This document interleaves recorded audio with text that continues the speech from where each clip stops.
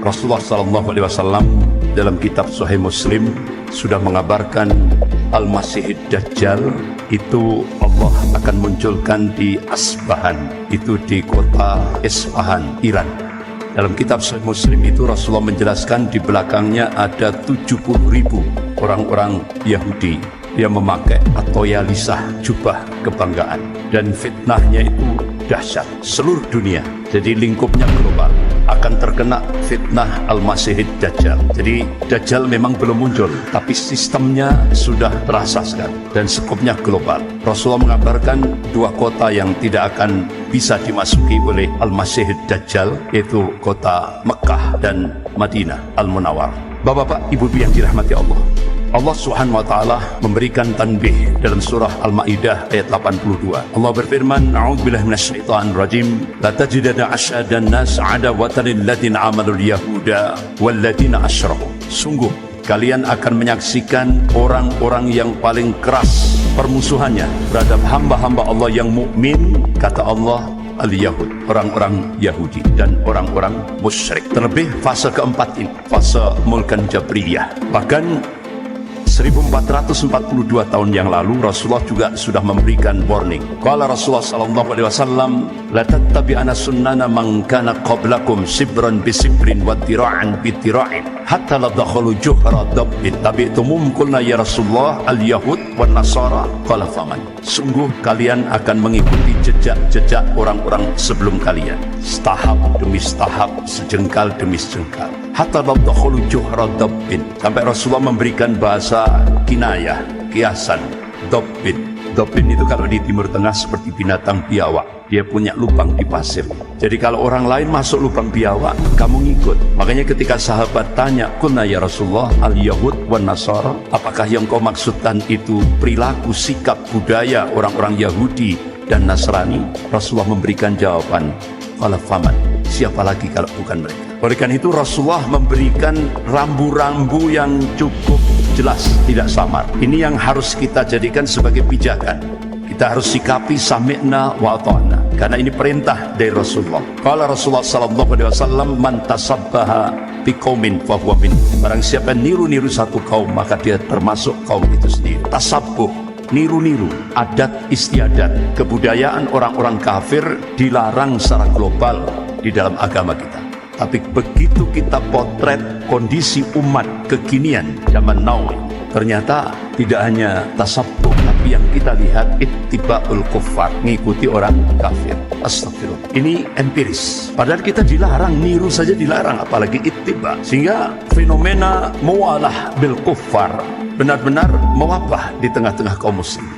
Bapak-bapak, ibu-ibu yang dirahmati Allah, Rasulullah memberikan satu solusi, bangkitkan kembali akidah al-wala wal bara. Kalau kita ingin selamat akidah kita dari pengaruh Yahudi dan Nasrani. Bapak-bapak, ibu-ibu yang dirahmati Allah, visi misi Dajjal itu benar-benar vulgar, ditampakkan novus ordo sclerorum. Itu kalau bahasa Inggrisnya the new world order, tatanan dunia baru. Kalau bahasa agama kita sistem Dajjal. Jadi ditopang oleh lembaga yang paling tua seluruh dunia, yaitu Freemasonry. Ini organisasi yang paling tua yang didirikan abad 16 dan bergerak di seluruh dunia, masuk di Indonesia tahun 1602 Masehi. Bahkan markasnya di kota Malang itu diresmikan 1935 di Jalan Cerme nomor 16, yang saat Presiden Soekarno melihat pergerakan ini cukup masif sekali, akhirnya Presiden Soekarno mengeluarkan kepres, keputusan presiden untuk membubarkan organisasi Freemasonry, sehingga akhirnya markas Yahudi yang ada di Malang Jalan Cerme nomor 16 itu disita oleh negara, kemudian dijadikan gedung RRI, dan gedung RRI dipindah Rokslah di Jalan Panggung, sekarang jadi Hotel Salimar. Itu dulu kalau kita buka foto-foto Malang tempo dulu, itu ada simbol ini di tembok bagian atas, simbol Freemason. Tahun 1935 sudah masuk di Malang, bahkan dia ekspansi sampai ke bawah lereng Gunung Kawi. Itu gunung dibeli 5 hektar, ada sinagog, bahkan 12 kenabian yang diakui Yahudi itu ada di situ, dibuat rapi sekali. Tapi alhamdulillah memang tidak ada pengaruh bagi masyarakat sekitar, tapi untuk Indonesia pengaruhnya dahsyat. Apalagi keputusan Presiden Soekarno itu langsung dibubarkan, dicabut oleh Presiden Gus Dur. Jadi keputusan Presiden Soekarno dihapus, dikeluarkanlah keputusan Presiden Gus Dur, sehingga akhirnya sampai hari ini pergerakan Zionis Yahudi benar-benar mewabah di seluruh Indonesia. Bahkan sampai pemerintah lewat Menkumham bisa mengambil kebijakan memunculkan calling visa bagi Israel. Jadi sekarang orang Israel bisa masuk ke Indonesia tanpa hambatan. Jadi organisasi-organisasi Yahudi sekarang ini tetap eksis di Indonesia, termasuk di Malang, karena keputusan Presiden Gus Dur. Karena Presiden Gus Dur waktu itu ikut anggota Yayasan Shimon Peres, Perdana Menteri Israel. Jadi inilah yang kita saksikan. Makanya sistem Dajjal ini benar-benar mewabah di seluruh Indonesia. Bapak-bapak, ibu-ibu yang dirahmati Allah, apa sih tujuan gerakan Freemasonry? Menghapus semua agama. Sudah terjadi tidak di Indonesia? Sudah. Bahkan Prof. Adam Bishop itu tokoh Yahudi yang cukup militan dari Jerman untuk mewujudkan one world government, hapuskan agama, sehingga diciptakan agama baru, pluralisme, satu keyakinan yang menganggap semua agama sama. Itu kalau kita timbang menurut Al-Quran dan As-Sunnah, itu masuk nawaqidul Islam, batal syahadatnya, batal imannya. Itu ulama-ulama Ahlus Sunnah wal Jamaah sepakat kalau kita menerima pluralisme, itu batal syahadat kita. Bahkan Majelis Ulama Indonesia Pusat sejak 2005 sudah mengeluarkan fatwa pluralisme, sekularisme, liberalisme haram hukumnya bagi umat Islam di seluruh Indonesia. Jadi tujuan gerakan Freemasonry itu adalah menghapus semua agama, dan itu sudah jadi cita-cita the New World Order, tatanan dunia baru yang dikembangkan oleh Zionis Yahudi Internasional. Bahkan di Indonesia itu yang dijadikan sebagai garda terdepan untuk menyampaikan penghapusan agama itu mantan rektor UIN Sunan Kalijogo, Yogyakarta. Begitu diangkat oleh Bude sebagai ketua Dewan Pembina Ideologi Pancasila, dia langsung memberikan statement, agama musuh terbesar Pancasila. Logikanya sekarang di Indonesia agama itu jadi musuh negara. Bahkan statement terakhir mantan rektor UIN Sunan Kalijogo Jogja, Profesor Yudian Wahyudi, dia minta umat Islam seluruh Indonesia untuk bergeser dari kitab suci ke kitab konstitusi. Jadi Al-Quran dan As-Sunnah itu diminta untuk dipinggirkan, dan kita disuruh taat kepada kitab konstitusi ciptaan manusia.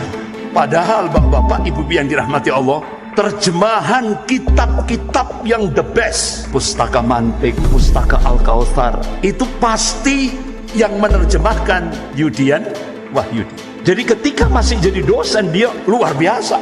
Bahkan kitab Al-Iman yang ditulis oleh Syekh Abdul Majid Al-Jindani dengan rekomendasi 100 ulama Ahlus Sunnah yang the best, itu siapa yang menerjemahkan? Profesor Yudian Wahyudi. Luar biasa. Tapi begitu dapat jabatan dari Bude, langsung 180 derajat, hilang semuanya. Naudzubillah, naudzubillah minna. Jadi ternyata untuk istiqomah itu berat. Makanya kenapa kita mohon kepada Allah, ya muqallibal qulub, tsabbit qalbi ala dinik. Ya Allah, Engkau yang bolak-balikkan hati, teguhkan hati hambamu ke dalam agamamu.